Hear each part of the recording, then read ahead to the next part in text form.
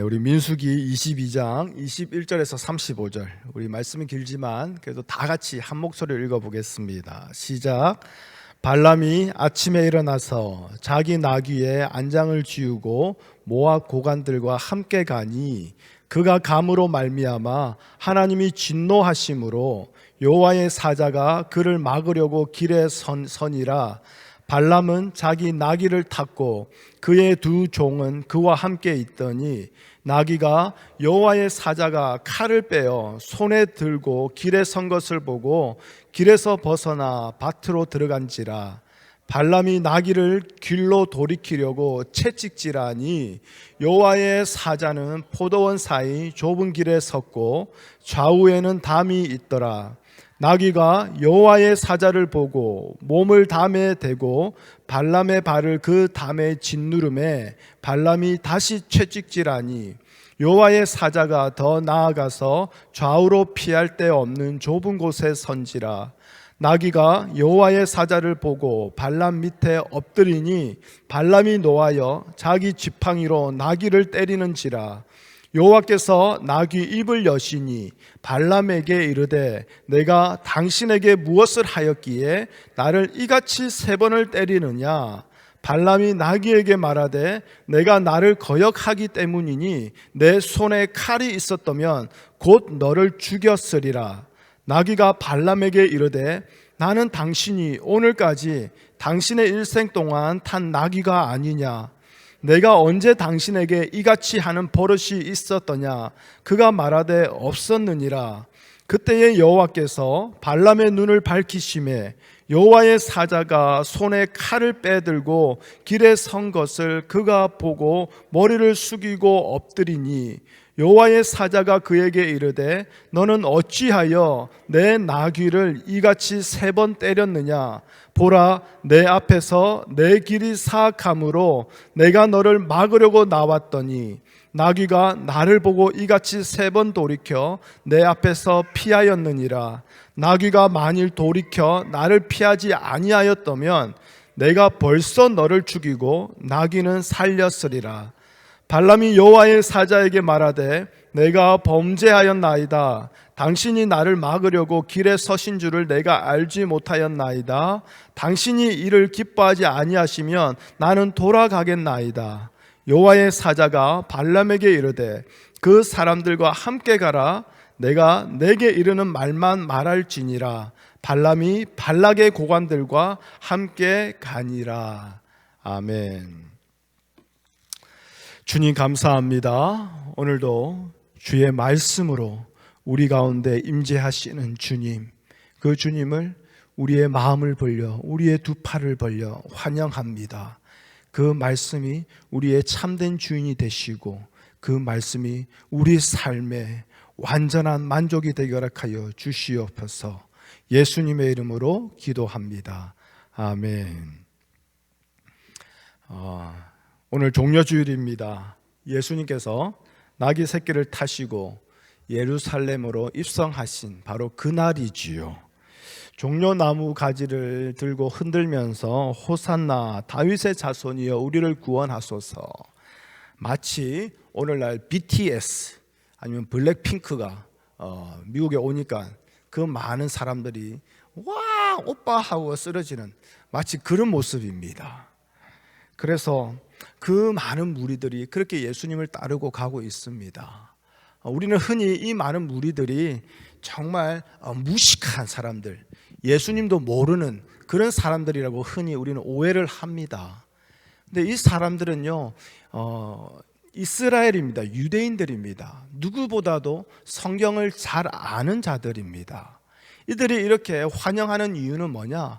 이미 예수님이 나귀를 타고 오시기 이보다 500년 전에, 약 500년 전에 스가랴 선지자를 통해서 예언된 그 말씀을 이들은 잘 알고 있기 때문에 그렇습니다. 스가랴 9장에 가보면요, 예루살렘의 이웃나라 두로와 시돈에 대해서 얘기합니다. 두로와 시돈이 얼마나 강하고 얼마나 부강한지 금을 갖다가 거리에 깔아놓고 산다고 얘기합니다.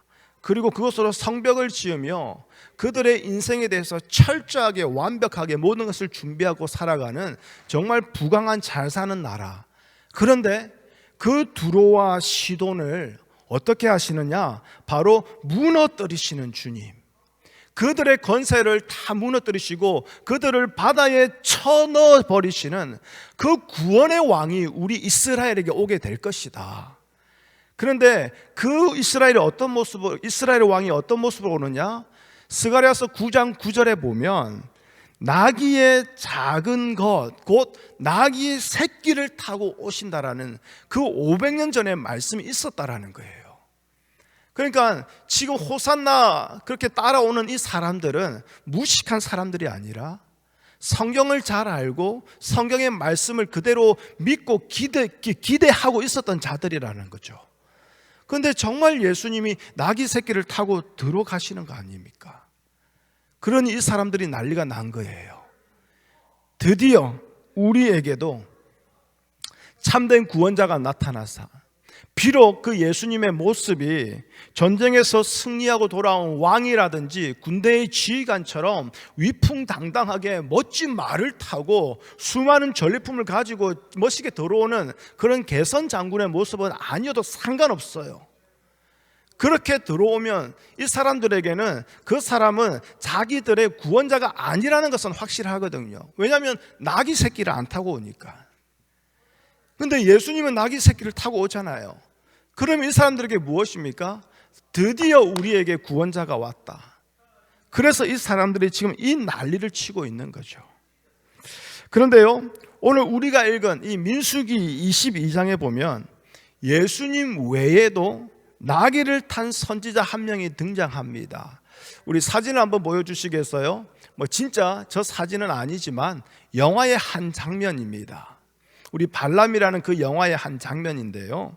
자, 바로 이 발람이 나귀를 타게 됩니다. 근데 이 발람은요, 유대인이 아니에요. 이스라엘 사람이 아니에요. 이방인이에요. 근데 어떻게 하나님을 알게 되었는지 모르겠지만 이 이방인 발람이 그래도 하나님을 경외하고 하나님을 두려워하는 마음은 가졌던 것 같아요. 그러니까 나름대로 이방 나라 세계에서는 저 발람이라는 선지자가 그래도 좀 힘께나 쓰는 그 신의 선지자다, 그렇게 소문이 나 있었던 거죠. 자, 이러한 발람이 이제 나귀를 타게 된 배경을 우리가 함께 좀 보도록 하겠습니다. 우리 민수기 21장, 여러분 성경을 한 장만 앞으로 넘겨보시면 21장에 보면요, 자, 처음부터 보면 여러분 눈으로 그냥 보시면 됩니다. 자, 하나님이 이스라엘을 지금 광야에서 여기저기 돌아다니게 하고 계시죠. 그런 와중에 하나님이 이스라엘을 사용하셔서 아모리의 남왕국과 북왕국을 차례대로 다 쳐부수어 버립니다. 자, 이게 바로 민수기 21장에 나오는 내용이에요. 그런데 자, 이것을 옆에서 보고 있던 모압 나라의 발락이라는 왕이 있어요. 항상 이렇게 헷갈립니다. 그렇죠? 발람과 발락. 그렇죠? 근데 발락이라는 이 왕이 있는데 가만히 보아하니 아니 저 광야에서 거지처럼 돌아다니던 저 이스라엘 그냥 무시하면 될 줄 알았는데 장난이 아니네. 아모리의 남왕국과 북왕국을 다 부셔뜨릴 정도면 저것들 특수 용병처럼 대단한 사람이라는 것을 깨닫게 된 거예요. 물론 그 뒤에 하나님이 역사하고 계시는데, 물론 모압 왕 발락은 하나님을 보지 못하고 있죠. 이스라엘만 보면서 이제 큰일 났다, 이제 우리나라에 쳐들어올 수 있겠구나, 덜컥 겁을 먹은 거예요. 그래서 이 발락 왕이 한 게 뭐냐, 그래도 나름대로 영빨이 좋다라는 저 발람 선지자를 우리가 데리고 오자. 그래서 저 발람 선지자가 이스라엘을 향해서 저주를 한번 해주면 그 발람이 섬기는 신이 발람 선지자의 말대로 이스라엘에게 저주를 내려서 우리를 안전하게 될 거야, 그 생각을 하게 된 거예요. 자, 그래서 그 두려움에 그 공포심에 결국에는 이 모압 왕 발락이 자기의 사신들을 발람에게 보냅니다. 그리고 발람 선지자에게 제발 한 번만 와줘서 이스라엘을 저주해 주십시오 요청을 하는 거예요. 자, 그러자 이 발람이 뭐라고 하느냐? 알겠습니다. 내가 하나님께 한번 기도해 볼게요. 기도해보고 하나님이 뭐라고 말씀하시든 제가 그대로 다 하겠습니다. 그리고 난 뒤에 오늘 민수기 22장 12절에 보면 하나님이 그 기도에 대해서 대답을 해주세요. 자, 12절을 보십시오. 뭐라고 하냐면 하나님은 발람에게 이렇게 말씀하세요. 그들과 함께 가지도 말고 그들이 부탁한 대로 이스라엘을 저주하지도 말라. 그들은 복을 받는 자들이라. 그들은 누굽니까? 이스라엘을 말하는 거예요. 네가 아무리 저주를 해도 이스라엘에게 내린 하나님의 복은 변하지 않는다라는 거예요. 하나님이 분명하게 답을 주셨어요. 그러자 발람이 13절에 뭐라고 하냐면 아침에 일어나서, 그러니까 밤새 기도하고 응답 받은 거예요. 그리고 아침에 일어나자마자 바로 하나님의 말씀을 그 발락 왕 사신들에게 다 그대로 전하고 또 그 말씀에 순종하여서 그 모압의 사신들을 따라가지 않습니다. 자, 이걸 보면 이 선지자 발람이 참으로 하나님을 두려워했던 자인 것은 확실한 것 같아요. 그렇죠? 그런데요, 자, 15절부터 보면 발람의 다른 모습이 보이기 시작합니다. 자, 모압 왕 발락이 다시 이 발람에게 사신을 보냅니다. 근데 이전에 보냈던 그 사신들보다 더 높은 귀족들, 더 많은 귀족들을 보내는 거예요. 예를 들어서 이전에는 그냥 차관을 보낸 거예요. 근데 이제는 차관이 안 되니까 장관을 보내는 거예요. 총리를 보내는 거예요. 그러면서 그들이 뭐라고 하느냐? 17절에 보면 발람을 크게 높여 존귀하게 하고 발람 선지자가 말하는 것은 무엇이든지 우리가 다 들어줄 테니 제발 한 번만 와서 이스라엘을 저주해 주십시오. 자, 이러한 요청에 대해서 발람의 대답을 한번 보십시오. 18절입니다. 18절 말씀 우리 함께 읽어볼까요? 시작.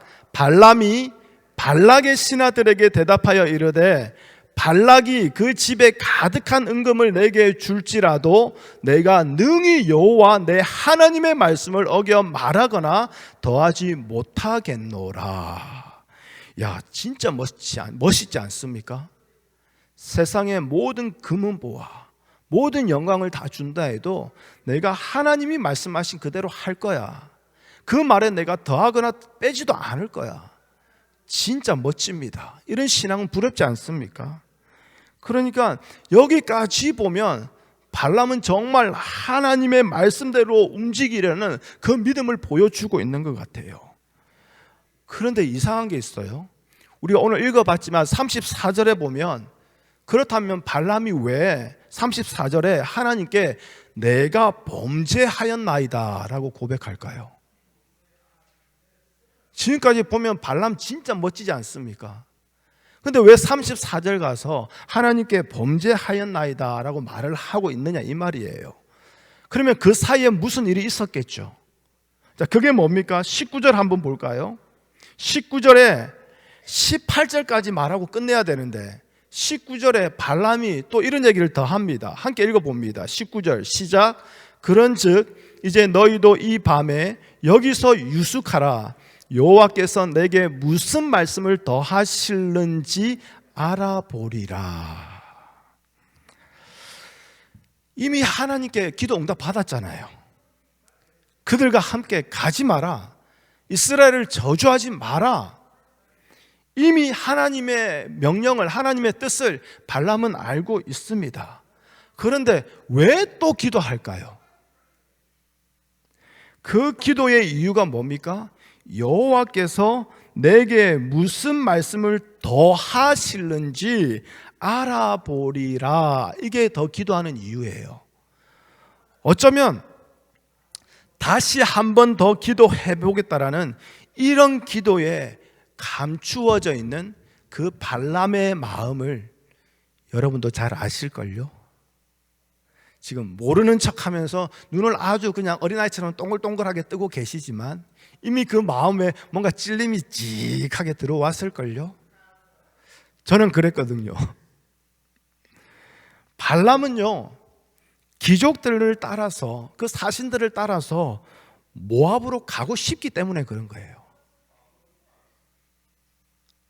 세상의 그 많은 재물, 세상의 모든 영광, 세상의 그 높은 자리, 그 모든 것, 그 유혹을 뿌리치지 못한 거예요. 즉 발람이 다시 하나님께 물어보겠다라는 것은 무슨 말입니까? 하나님만 바라보는 믿음이 있기 때문에 그런 게 아니라 혹 하나님의 뜻이 바뀔까 봐, 혹 하나님의 명령이 다르게 좀 이렇게 흘러갈 수 있지 않을까, 그런 기대감이었다라는 거예요. 발람이 진심으로 하나님만 바라보고 하나님의 말씀대로만 살고자 했다면 두 번이나 하나님께 같은 질문을 할 필요가 없었을 거예요. 그런데 두 번이나 똑같은 질문을 또 하는 건 뭡니까? 첫 번째 하나님의 답이 마음에 안 든다는 거 아닙니까? 첫 번째 하나님의 응답이 내 마음에 흡족하지 아니하니 순종하기 싫습니다, 그거 아닙니까? 그런데요, 참 성경이 어려운 게 뭐냐, 여기서 더 이상한 걸 보게 돼요. 뭐냐면 바로 발람의 두 번째 그 기도에, 두 번째 그 질문에 하나님이 답을 주시는데 뭐라고 합니까? 또 함께 가래요. 아니 도대체 어째라고 그렇게 따지고 싶은 마음 들지 않습니까? 그러면 첫 번째 가지 말라고 했던 그 하나님의 뜻에 대해서 하나님이 스스로 하나님의 뜻을 번복하신 걸까요? 그건 아닙니다. 하나님은 하나님의 뜻을 절대 번복하지는 않습니다. 그렇다면 왜 두 번째는 가라고 하셨냐 이 말이에요. 그것은 모압으로 가라고 허락하신 그 하나님의 의도는 하나님을 보지 못하고 하나님을 찾지 아니하고 하나님을 찾는 척하지만 결국 자신을 찾고 있는 그 발람의 잘못을 깨닫게 하기 위해서라는 거예요. 여러분, 너무나 유명한 선지자 있죠? 선지자 요나. 하나님의 명령에 순종하지 아니하고 다시스로 도망갑니다. 그래서 다시스로 도망하기 위해서 욥바로 내려갔는데, 항구 도시예요. 욥바로 내려갔는데 마침 거기에 다시스로 가는 배가 준비하고 있는 거예요. 이거 장난 아니네. 여러분, 당시에는요 모터보트가 없습니다. 그렇죠? 모터를 해서 가는 그런 배가 없습니다. 우리가 사도 바울의 전도 여행을 통해서 봤다시피 당시에는 배가요, 자 오늘 12시에 어디행 출발합니다, 이렇게 스케줄이 있는 게 아니에요. 그 배가 출발하게 되는 것은 그 모든 해상의 날씨, 그렇죠? 바람의 방향, 파도의 세기와 그 모든 것들을 다 따져서 가장 좋은 순풍이 불 때에, 가장 안전할 때에 그때 출발하게 되는 거예요. 그러니까 말 그대로 재수 좋으면 가면 바로 타는 거고, 재수 없으면 거기서 일주일이고 열흘이라도 기다려야 되는 거예요.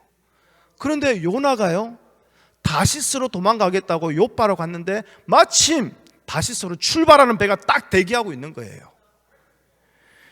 여러분 같으면 어떻겠습니까? 야, 하나님의 뜻이구나, 할렐루야 하지 않겠습니까? 하나님께서 나의 길을 인정해 주시고 다 예비해 놓으셨구나. 그래서 요나는요 어쩌면 더 편안한 마음으로 다시스 가는 배를 탔을 거예요. 하나님이 다 내 길을 인도해 주시고 계시니, 다 딱 맞아떨어지게 이렇게 가고 있으니 이건 하나님이 허락한 거 아니면 있을 수 없는 일이야. 그런데 다시스로 가는 그 배에서 요나는 풍랑을 만나게 되고 결국 큰 물고기에 잡아먹히게 됩니다. 그리고 그 죽은 것 같은 그 불고기 뱃속에서 결국 하나님을 만나게 되는 그 은혜를 잊게는 되지요. 여러분, 바로 지금 발람도 그렇다라는 거예요. 모압으로 가라는 하나님의 말씀에 신이 났을 거예요. 자신이 바라는 대로 기도 응답이 왔어요. 자신이 원하는 대로 모든 상황들이 하나하나 이루어지고 있기 때문에 그래요. 그런데 그냥 나의 욕심으로 가는 게 아니라 그래도 기도했잖아요. 기도하고 응답 받았으니 이건 뭐예요? 무조건이야. 그거 아닙니까? 그러면서 짜라라 짜짜짜라 짠짠짠 하면서 거기 가지 않았겠습니까? 자, 그런데 그래서 보십시오. 21절 보십시오. 21절에 보면 처음에 뭐라고 되어 있습니까? 발람이 아침에 일어나서. 13절에도 보면 발람이 아침에 일어나서 이렇게 되어 있어요. 여기서 일어나다, 이 단어는요 성경에서 많이 쓰여지는 단어입니다. 근데 두 가지로 사용돼요. 하나는, 첫 번째 일어나다는 세우다, 회복하다. 두 번째 일어나다는 반역하다, 대적하다 뜻이에요.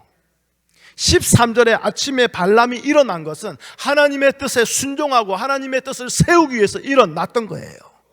그런데 오늘 21절에 아침에 발람이 일어났습니다. 무엇을 위해서요? 겉으로는 하나님께 순종하는 것 같지만 자신의 유익을 위해서 일어난 거예요. 내가 원하는 내 꿈을 이루기 위해서 일어난 거예요. 하나님의 뜻을 대적하기 위해서 일어난 거죠. 그런데 하나님은 허락하신다라는 거예요. 왜요?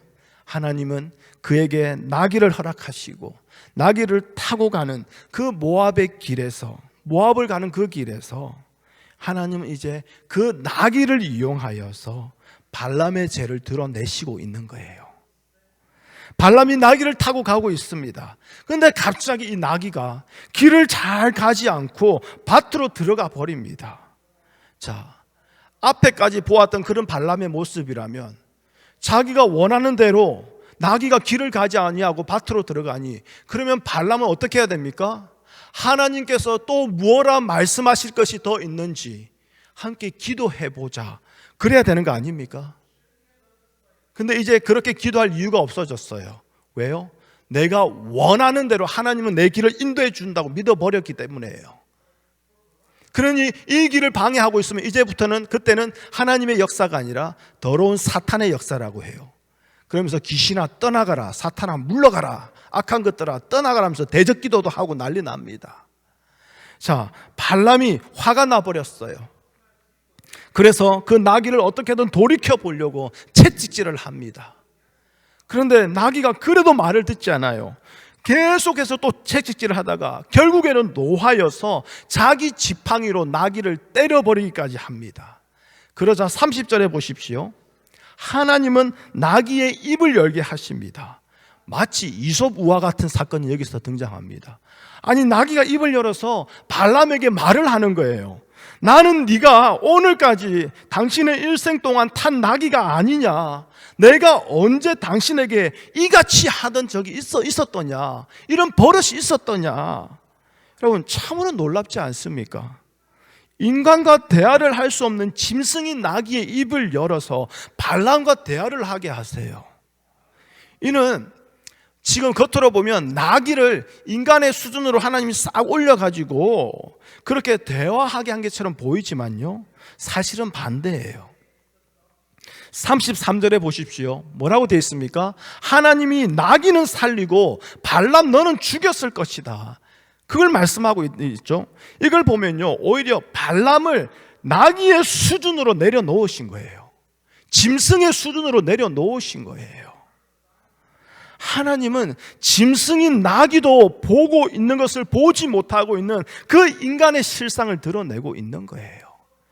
그 나귀를 살리고 발람을 죽였을 것이라는 것은 짐승의 수준보다는, 제가 그나마 여러분 너무 상처받을까 봐 짐승의 수준이라고 얘기했는데 솔직히 짐승보다 못한 놈으로 만들어 놓고 있는 거예요.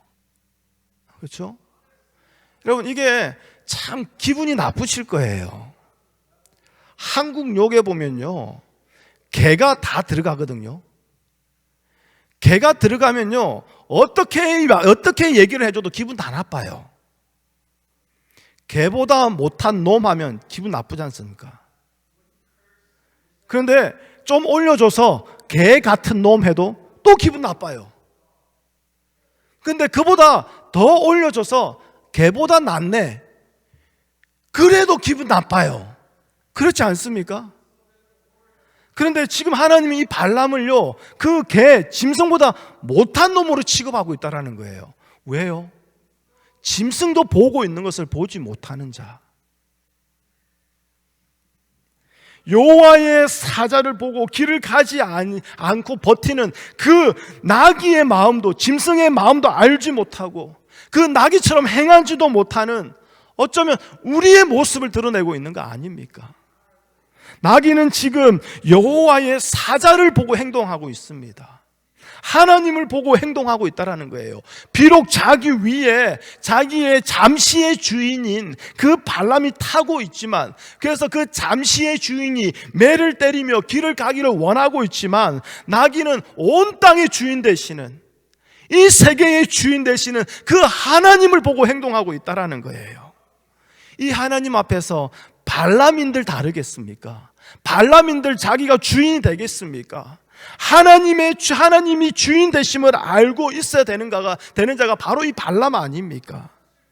그런데 자기의 유익만 바라보니, 그것이 자기의 주인이 되어 거기에 쫓겨다니고 거기에 끌려다니다 보니, 지금 발람은 하나님을 보지 못해요. 하나님의 사자를 보지 못해요. 나귀만 바라보고 자기 소유물인 이 나귀가 자기 뜻대로 움직이지 않는다 하여서 화를 내며 나귀를 때리고 있다는 거예요. 여러분, 오늘 종려주일이에요. 같이 나귀를 탔어요. 예수님도 나귀를 타셨고 발람도 나귀를 탔어요. 그런데 너무 다른 모습이지 않습니까? 비록 예루살렘으로 들어가는 이 순간 많은 무리가, 제가 말씀드렸다시피 호산나를 외치지만, 그렇게 주님을 높이고 있지만, 이 모든 것은 주님을 위함이 아니라 자기 자신을 위해서 주님을 높여주고 있는 거, 예수님은 이거 알고 있어요. 그런데도 거기를 가요. 여러분 한번 상상해 보십시오. 어떠한 친구를 만났어요. A라는 친구를 만났는데, 이 A라는 친구가요, 내가 없을 때 뒤에서 내 욕을 하고 다니는 거 다 알아. 나에 대해서 이상한 소문 퍼뜨리고 다니는 거 다 알아. 이미 다 알아. 그런데 A를 우연히 만났어. 근데 그 A가 나를 보면서 어머 너 왜 이렇게 예뻐졌니? 야, 너 피부 장난 아니다. 너 왜 이렇게 고와? 하면서 나에 대해서 칭찬을 다 쏟아넣고 있다면, 여러분 속으로 어떤 마음 들겠습니까? 아까 그 세 가지 개 중에 한 가지는 나오지 않겠습니까? 그러면 그 A 만날 수 있겠습니까? 대화할 수 있겠습니까? 지금 예수님이 이런 상태예요. 이 사람들이 내일 모레면 자기를 십자가에 쳐 죽여라고 말할 사람이라는 거 예수님 다 알고 있어요. 그런데도 그 길을 갑니다. 왜 그럴까요? 예수님에게 중요한 것은 자기 자신이 아니라 아버지의 뜻이기 때문에 그런 거예요. 오직 아버지의 뜻을 이루기 위해서 예수님은 어떻게 하셨습니까? 우리 말씀을 보여주세요. 빌립보서 2장 6절에서 8절입니다. 우리 함께 읽어볼게요. 시작. 그는 근본 하나님의 본체시나 하나님과 동등됨을 취할 것으로 여기지 아니하시고 오히려 자기를 비워 종의 형체를 가지사 사람들과 같이 되셨고 사람의 모양으로 나타나사 자기를 낮추시고 죽기까지 복종하셨으니 곧 십자가에 죽으심이라. 여러분, 이렇게 낮아짐의 길, 고난의 길, 이 길을 가는 예수님, 그리고 그 예수님과 함께 그 걸음을 따라가고 있는 이 나귀, 이들에게는 발람처럼 발람의 그 좌우의 담처럼 발람의 그 담에 짓눌리며 피할 데 없는 그런 막힘이 전혀 없습니다. 그렇지요. 왜 그럴까요? 그 길은 하나님만이 나타나고 있기 때문에, 하나님의 뜻만이 드러나고 있기 때문에 그 길에 막힘이 전혀 없는 거예요. 여러분, 이게 바로 성도의 형통 아닙니까? 이게 바로 성도의 잘됨 아닙니까? 지금 여러분이 가고 있는 길은 어떻습니까? 여러분은 과연 무엇을 바라보고 행동하고 계십니까? 하나님을 바라보며 살아가고 계십니까? 아니면 하나님이 주신 그 나귀마저도 내 것이라고, 내가 주인이라고 생각하면서 내 뜻과 내 유익을 위해서 그 모든 것을 사용하며 그렇게 행하고 계십니까? 만일 우리가 하나님을 바라보고 행동하는 것이라면 오늘 우리는 본문의 발람과 같이 짐승과 같은 수준임을, 우리가 그런 자였다는 것을 먼저 발견해야 된다는 거예요. 정말 하나님을 바라보고 행동하는 것이라면 지금까지 우리가 발람처럼 살아왔구나, 이것을 먼저 깨달아야 된다는 거예요. 그저 이 순간 예배 드리는 것으로 나는 하나님만 바라보고 있습니다, 그렇게 말할 수 없다라는 거예요. 일주일의 삶 속에서 하나님이 내게 주신 그 나귀들, 내가 무엇을 위해서 사용했는가, 그것을 다시 한 번 더 돌아봐야 되지 않겠습니까? 여러분, 오늘 자꾸 이렇게 짐승 같은 수준이라고 자꾸 이렇게 얘기하니 조금은 불편하실 거예요. 그래도 오늘 종료주일 예배도 드리고 있고, 특별히 다음 주가 되면 물론 한 주 동안 고민은 하시겠지만 부활주일이니 특별히 부활 감사 헌금도 얼마나 하긴 할 거고, 그렇죠? 그렇게 성도로서 할 건 다 하는데 자꾸 이렇게 짐승이라고 이렇게 얘기하면 기분 나쁜 건 사실이죠. 이해됩니다. 그런데 발람을 보십시오. 발람은요, 내가 하나님의 뜻을 거역해야지 작정하고 그 길을 간 게 아니에요. 그렇지 않습니까? 하나님께 2번이나 물어봤어요. 하나님이 그 물음에, 그 기도에 가라고 응답도 해주셨기 때문에 하나님께 순종하고자 그 길을 가고 있는 거예요. 물론 그의 깊은 욕망은, 그 깊은 욕심은 다 저 바닥 안에 꽁꽁 숨겨놓고는 있지만요, 그래도 겉으로 보여지는 것은 하나님께 순종하고 있는 거예요. 솔직히 우리에게도 이런 모습이 있는 거 인정해야 되지 않습니까? 저도 그렇거든요.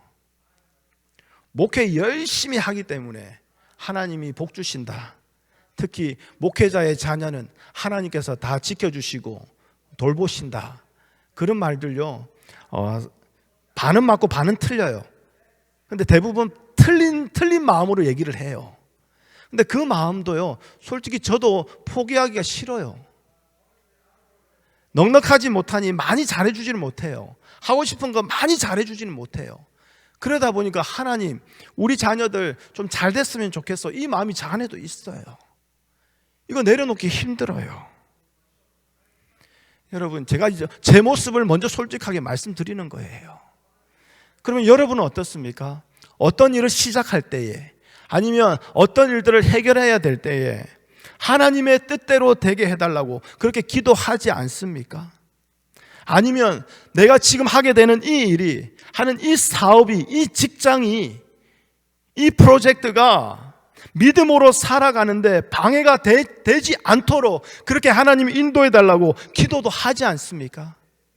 그런데 정말 그 기도가 진심으로 하나님의 뜻에 맡기고 있는 기도인지, 그래서 자기가 하고자 하는 그 일이, 그 사업이, 그 직장이 믿음이 방해받기를 원하지 아니하는 그 진실된 마음으로 그렇게 기도한 것인지, 아니면 하나님의 뜻이 자신이 원하는 쪽으로 성취되기를 원하는 그 속마음을 감춘 채 얍살하게 믿음인 척하면서 그냥 겉으로 그렇게 기도한 건지, 아니면 또 한 가지 더, 자신의 믿음 좋음을 기도로서 증명하고 싶어서 그렇게 기도 아닌 자기 만족을 위한 그런 기도였는지, 정말 무엇이냐 이 말입니다. 잘 모르시겠습니까? 여러분, 이것을 명확하게 알게 되는 게 있어요. 이 모든 것은요, 결국 그 일에 대한 나중에 나의 태도를 보면 그걸 알게 돼요. 진심으로 하나님의 뜻에 맡겼다면 설령 그 일이 내 뜻대로 안 되고 잘못되었다 한다 할지라도 그 순간 그것이 하나님의 뜻임을 알고 감사하며 순종한다면 정말 전심으로 하나님의 뜻대로 맡긴 기도예요. 그런데 우리는 이런 결과를 맞이하게 되면 하나님의 뜻으로 인정하지 않으려고 해요. 그러면서 그 일이 내 뜻대로 되어지기를 바라는 그 마음은 여전히 숨겨놓고 또 기도하러 나와요. 주님, 하나님, 하나님의 뜻이 무엇입니까? 하나님의 뜻대로 하시옵소서. 지금의 이 고난과 어려움 저는 여전히 참고 견디겠사오니 주여 주의 뜻대로 속히 이 일을 이루어 주시옵소서. 기도하는데 그 이유는 뭐라고요? 내 뜻대로 되기를 바라는 그 마음을 안에 숨겨놓고 있는 거 아닙니까? 그러면서 하나님께 모든 것을 맡기는 척 기도합니다. 여러분, 이것을 하나님께 맡기고 있는 신앙이라고 착각하지 마십시오. 하나님은 이런 기도에 속지 않으세요. 현재 일이 잘 안 된다면 그것이 지금 현재 주어진 하나님의 뜻입니다. 하나님이 하시는 일인데도 또다시 하나님의 뜻이 뭐냐고 물을 필요가 없다라는 거예요. 그럼에도 계속 묻는 것은 무슨 말입니까? 지금 내 형편이 마음에 들지 않습니다. 이거 아닙니까? 순종하기 싫습니다. 그거 아닙니까? 결국 우리의 고집으로 하나님의 뜻을 꺾어보겠다라는 거 아닙니까? 마치 발람이 하나님을 보지 못하고 나귀가 자기의 뜻대로 움직이지 않는 것에 화를 내며 때리고 있는 것, 이게 우리의 모습이라는 거예요. 여러분, 우리의 인생은요 결코 우리의 마음대로 되지 않습니다. 24절 우리의 인생을 그대로 표현하고 있습니다. 24절 함께 읽어볼까요? 시작. 여호와의 사자는 포도원 사이 좁은 길에 섰고 좌우에 담이 있더라. 내가 주인이 돼버려 참 주인이신 하나님을 보지 못하고 살아가는 삶, 그 삶의 좌우에 담이 있고 그 앞에는 하나님이 막고 계시는 막다른 길이라는 거예요. 여러분, 이건 무슨 말이냐? 하나님을 믿든 믿지 아니하든 모든 사람들은요 반드시 하나님께로 끝나는 인생이라는 거예요. 하나님께로부터 도망칠 수 없는 인생, 결국 마지막에는 하나님 앞에 설 수밖에 없는 존재라는 거예요. 하나님을 믿든 믿지 아니하든 하나님 앞에서 마지막을 마치게 되는 그 존재. 그런데 참으로 감사한 것은 뭐냐? 정말 마지막 그 순간에 하나님을 보게 하신 것이 아니라 오늘 발람처럼 모압에 가는 그 길 중간에, 우리의 인생의 이 중간에, 즉 오늘 이 순간 하나님은 다시 이것을 우리에게 말씀해 주고 계시고 깨닫게 하신다라는 거예요. 31절 보십시오. 그때에 여호와께서 발람의 눈을 밝히심에, 여러분, 발람은 하나님의 은혜로 자신이 하나님을 거역하고 있음을 깨닫게 돼요. 자신의 힘과 노력으로, 기도로 눈이 열린 게 아니지 않습니까? 하나님이, 여호와께서 발람의 눈을 열어주셨어요. 한마디로 하나님의 은혜로 말미암아 자신을 가로막고 있는 여호와의 사자를, 하나님의 손을 보게 된 것 아닙니까? 그리고 자신의 뜻대로 움직이지 않았던 그 나귀가 바로 여호와의 뜻대로 다스림을 받고 있다는 것을 보게 된 거죠. 그리고 자신이 지금 오히려 하나님을 거역하고 있다는 것을 깨닫게 되니 비로소 발람은 34절에 내가 범죄하였나이다. 당신이 나를 막으려고 길에 서신 줄을 내가 알지 못하였나이다. 당신이 이를 기뻐하지 아니하시면 나는 돌아가겠나이다. 여러분, 이게 회개 아닙니까? 다시 돌아가는 것. 잘못했어요, 용서해 주세요, 이게 아니라 그 삶이 다시 돌아가게 되는 것. 여러분, 이 고백을 하게 되는 거 아닙니까? 가지 않는 나귀를 때리면서 자기의 길을 하나님이 허락해 주신 거라고 그렇게 믿음으로 성경의 모든 지식으로 다 포장해 놓고 그 길을 가지 아니하는 그 나귀를 때리고 재촉하는 그 발람의 모습, 오늘 우리의 인생이요 우리의 모습이라는 거예요. 우리의 인생에 주어진 것들을 생각해 보십시오. 많은 돈이 있을 겁니다. 건강도 주어졌습니다. 자녀도 주어졌어요. 명예도 주어졌어요. 지금 잘 먹고 잘 살며 편히 쉬는 집도 주어졌고요. 사업체도 주어졌고요. 가정도 주어졌습니다. 그런데 그 모든 것들을 여러분의 낙이라고 한번 생각해 보십시오. 그 낙이 위에 여러분들이 지금 타고 있는 거예요. 그리고 지금까지 평생을 살아오면서 여러분이 타고 있는 그 나귀가 여러분의 뜻대로 움직여지기를 원했을 거예요. 마음대로 안 되면 때립니다. 화도 냅니다. 지팡이로도 때립니다. 어떻게든 내가 원하는 대로 끌고 가려고 애를 썼을 거예요. 여기서 때렸다라는 것은 자녀를, 배우자를 진짜 때렸다라는 거, 그건 그렇게 해석하면 안 돼요. 아시겠죠? 그런 분은 안 계시리라 믿습니다. 자, 여기서 때렸다라는 것은 나의 모든 힘을 다 쏟아 부었다라는 거예요. 그게 뭡니까? 교회 안에 있는 우리는 기도에 힘을 쏟아 부어요. 예배에, 신앙의 봉사에, 그렇죠? 선교에, 전도에, 모든 교회의 힘을 때려 붓습니다. 그리고 난 뒤에 내 뜻대로 모든 것이 이루어지기를 기다리는 그 마음 내려놓지 못합니다.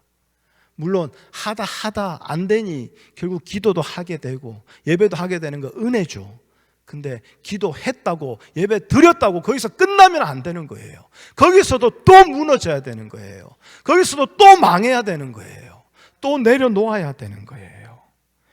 여러분, 평생 나귀와 싸우고 다투며 살아온 것이 바로 우리 인생 아닙니까? 그런데 나귀는 우리의 말을 듣지를 않아요. 그런데 예수님의 나귀는 어떻습니까? 말을 듣습니다. 싸움이 없어요. 다툼이 없어요. 왜요? 아버지의 뜻만을 나타내기 위해서, 순종하기 위해서 그 걸음을 옮기고 있기 때문에 그런 거예요. 여러분, 나귀는 절대 우리의 말 안 들을 거예요. 왜 그런지 다 아실 거예요. 그 나귀는 내가 주인 되어서 내가 주장하는 것이 아니라 예수님의 나귀처럼 그 나귀를 주장하시는 분은 주님이시기 때문에 그런 거예요.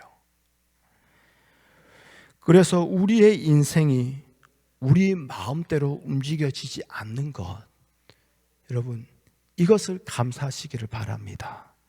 만약 우리 뜻대로 움직여졌다면, 그래서 모압까지 아무런 일 없이 무사히 잘 갔더라면 오늘 34절 이 말씀처럼 발람이 죽음을 면치 못하게 됐을 거예요. 여러분, 우리의 인생이, 우리가 타고 있는 우리 인생의 나귀들이 내 뜻대로 움직여줬다면 우리도 멸망을, 죽음을 면치 못하게 되는 거예요. 그러니 여러분, 그렇게 팔자가 박복하다고 내 인생은 왜 이렇게 꼬였냐고, 여러분 감사하셔야 될 거 아닙니까? 예수 믿어서 잘못되고 예수 믿어서 더 불편하다고 감사할 거 아닙니까? 지금 주님이 가시는 그 길을 여러분 함께 따라가십시오. 바울은 이 주님의 길을 따라가는 것, 이것을 골로새서 1장 24절에 이렇게 표현을 해요. 한번 말씀 보여주시겠어요? 함께 읽어보겠습니다. 시작. 나는 이제 너희를 위하여 받는 괴로움을 기뻐하고 그리스도의 남은 고난을 그의 몸된 교회를 위하여 내 육체에 채우노라. 자, 주님의 길을 간다라는 것, 주님의 남은 고난을 우리의 육체에 채우는 겁니다. 그러다 보니까 자꾸 오해를 해요. 특히 우리 필리핀에 가보면 그 캐톨릭의 많은 성도들이 이 고난 주간이 되면 정말 십자가를 지고 올라가요. 그래서 정말 서로가 서로에게 채찍질을 때리고요, 심지어는 정말 손에 못도 박습니다. 그런 사람들이 있어요. 그리고 그것을 보기 위해서 전 세계에서 이 기간이 되면 필리핀으로 많은 성도들이 거기를 가요. 조금이라도 내가 그리스도의 남은 고난을 내 육체에 채워보겠노라고. 여러분, 지금 바울은 그 얘기하는 거 아니에요. 그런데 이러한 생각이 자꾸 우리 마음에도 남아 있어요. 그러다 보니까 특별히 고난 주간이 다가오면 자꾸 우리 자신을 불편한 것으로 채우려고 해요. 마치 절에 가서 수련하는 것처럼 뭔가를 하지 않는 것으로 예수 그리스도의 남은 고난에 동참해 보려고 해요. 여러분, 아닙니다. 예수님의 고난은 무엇입니까? 바로 어떤 경우에도 자신의 유익이 아니라, 자신의 먹고 사는 것을 위한 선택이 아니라 오직 하나님의 뜻을 세우기 위한 그 선택. 그래서 하나님의 본체이시지만 동등됨을 취하셔도 되는 분이지만 그분이 그 모든 것을 내려놓으시고 사람의 모양으로 낮춰지신 그분, 그래서 십자가에 죽기까지 복종하신 그것이 바로 예수님의 낮아지심이요, 그게 바로 예수님의 고난이었던 것처럼 그 고난의 잔을 오늘 우리에게도 마시라는 것은 무엇입니까? 그 예수님의 낮아지심이 오늘 우리에게도 계속 이어져야 되는 바로 제자의 삶이라는 거, 그거 말하는 거 아닙니까? 그렇다면 다가오는 고난주간 우리는 어떻게 살아야겠습니까? 물론 커피 안 먹는 거, 고기 안 먹겠다라는 거, 아침 금식하겠다라는 거 다 여러분 나름대로 그렇게 방식을 세워두고 그렇게 고난주간을 지키시는 거 참으로 좋습니다. 찬성입니다. 그런데 그것으로서 나는 고난주간답게 보냈다라고 자기 만족으로 끝나면 그게 우상이라는 거예요. 여러분, 고난주간 다가옵니다. 이 고난주간 여러분 무엇을 위해서 고난을 받으셔야겠습니까? 더 이상 나를 위해서 선택하지 않는 것, 나의 편안과 나의 즐거움과 나의 유익을 위해서 선택하지 아니하고 오직 예수 그리스도의 뜻을 세우기 위해서 모든 것을 선택하는 그 고난을 함께 해야 되는 거 아닙니까? 그 낮아지심에 함께 걸어가야 되는 거 아닙니까?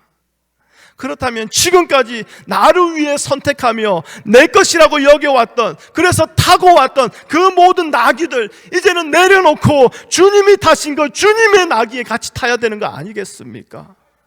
오직 하나님의 뜻을 위해서 죽기까지 낮아지시는 그 십자가로 걸어가는 그 주님의 나귀 말입니다. 여러분, 바로 이것으로 우리의 고난주간이 시작되었으면 좋겠습니다. 이것으로 우리의 고난주간이 채워졌으면 좋겠습니다. 이것으로 고난주간을 여러분 잘 보낼 수 있었으면 좋겠습니다. 여러분, 한 번만 생각해 보십시오. 만일 하나님께서 여러분에게 맡기신 그 낙이, 그게 돈이든 그게 건강이든 가족이든 여러분이 살고 있는 집이든 그 모든 것에 입을 열어서 그 돈이 여러분에게 말하게 한다면, 여러분의 그 건강이 여러분에게 말을 하게 한다면, 여전히 내려놓지 못하는 나의 즐거움이 하나님이 입을 열어 여러분에게 말하게 한다면, 여러분의 자녀들이 입을 열어 하나님이 입을 열어 여러분에게 말하게 한다면, 그 나귀는 오늘 나에게 뭐라고 말을 할까요? 한 번만 생각해 보십시오. 오늘 종려주일입니다. 이 종려주일을 보내며 우리는 고난주간을 맞이합니다. 그래서 한 가지 다시 한 번 더 권면의 말씀드릴게요. 하나님을 바라보고 하나님의 뜻을 선택하겠노라, 그 의지로 매일매일 하루를 새벽 기도로 한번 시작해 보십시오. 새벽 5시 편안하게 잠을 자는 거 잘못된 거 하나도 없습니다. 그러나 이 한 주간만이라도 그 시간을, 그 하루를 나의 유익이 아니라 하나님과 함께 하겠노라, 하나님을 택하겠노라, 그 의지의 표명으로 그 시간 교회에 나오시고, 못 나오신다면 줌으로라도 그렇게 주님 앞에 서기를 결단해 보십시오. 그래서 우리에게 주어진 그 모든 소유들, 그 모든 나귀들도 우리 자신을 더욱더 하나님께로 가까이 나아가는 데 쓰여지도록 그렇게 힘써 보시기를 부탁드리겠습니다. 그래서 다음 부활주일 그날뿐만이 아니라 평생에 부활의 주님을 바라보고 기뻐하며 감사하는 자로서 살아가는 그 성도됨을 마음껏 누릴 수 있었으면 좋겠습니다. 기도합니다. 주님, 감사합니다. 2번이나 기도했기에 모압으로 가서 그 모든 부와 명예를 누리는 것, 하나님이 우리에게 주신 축복이라고 착각하는 발람처럼 하나님, 우리가 항상 하나님 앞에서 그렇게 살아갑니다. 하나님이 주신 낙이임에도 불구하고 내 것이라고 생각합니다. 그 내 것을 더 가지기 위해서 하나님도 저버리고 세상의 영광을 쫓아가며, 그래서 더 갖게 되면 은혜 받았다고, 하나님이 축복해 주셨다고 그렇게 착각하며 살아갑니다. 짐승만도 못하게, 나귀도 보는 것을 보지 못하고 살아가는 우리의 모습을 들춰내시는 주님, 하나님, 이러한 우리를 오늘 종려주의를 통하여 예수님이 타신 나귀를 보게 하시고 예수님이 걸어가시는 그 길을 보게 하시니 감사합니다. 주님, 참된 것을 찾게 하시고 참된 것을 쫓아가게 허락하여 주시옵소서.